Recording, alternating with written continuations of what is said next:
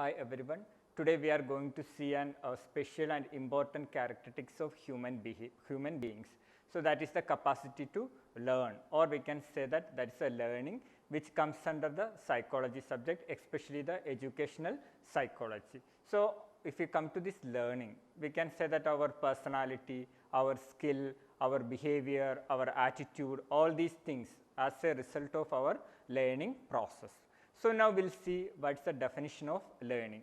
So we can say that learning, which is relatively a permanent change in our behavior as a result of practice or training. So what is the practice or training or experience previously we got?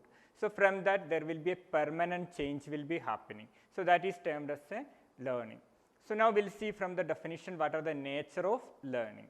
So we can say that learning, which is a continuous process. That means learning within a 1 day or within a 1 month, learning may not be completed. So from our birth till we are dying or till our death, each day new things we are learning. So that's why we can say that learning is a continuous process.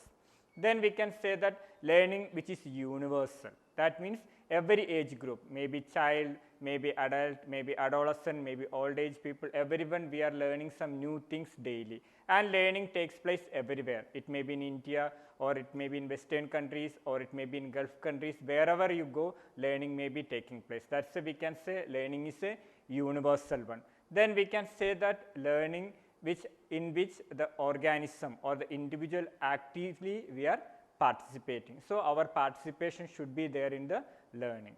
And we can say the learning which is many-sided. That means learning which involves our attention, our selection process, our concentration, then our perception. That's why we can say learning which is a many-side. Then we can say that the learning may be right or wrong. That means we may sometimes learn some right thing, or sometimes the things may be a wrong one. Okay. So these are the some of the nature of learning or the characteristics of learning we can say. So now we will move to the what are the types of learning. So there may be different classification or different ways the types of learning has been divided. So we will come to the first one. The learning may be a formal one or an informal one. So what do you mean by the formal learning and what is the informal learning, we will see. Come to the formal one. So while come to this formal one, we can say it is an organized one, and we have certain intention, and usually certain formal institution or organization will give this particular type of learning. So example, if you say the education what we are getting from the school, colleges or university, such type of learning we can say is a formal one.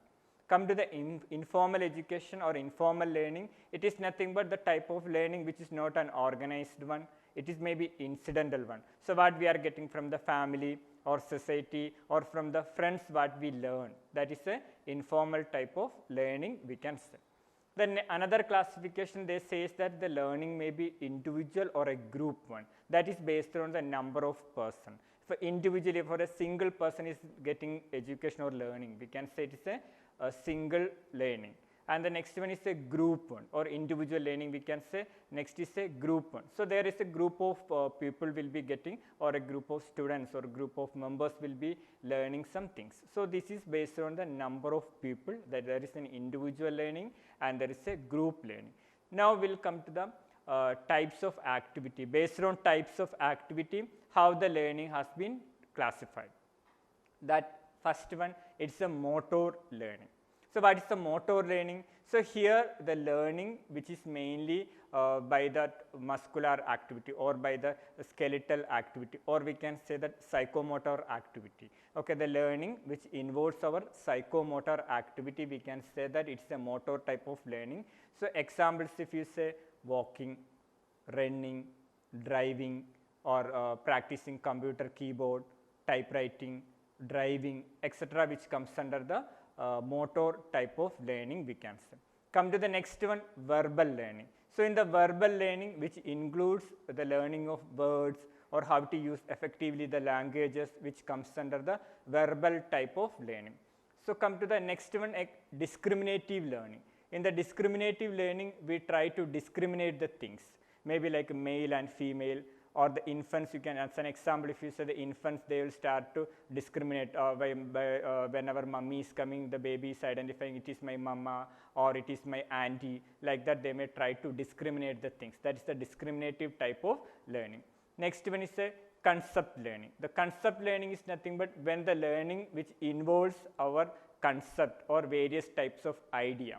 So that comes the concept learning. So one example, if you say, if I am saying dog, so many concepts will be coming to your mind. Or if I am saying sea, so many images or concept will come to your mind. That is a concept type of learning.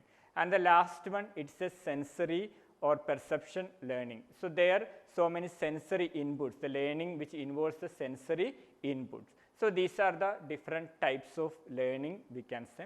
Hope you are all understood regarding the types of learning. Thank you for watching this video.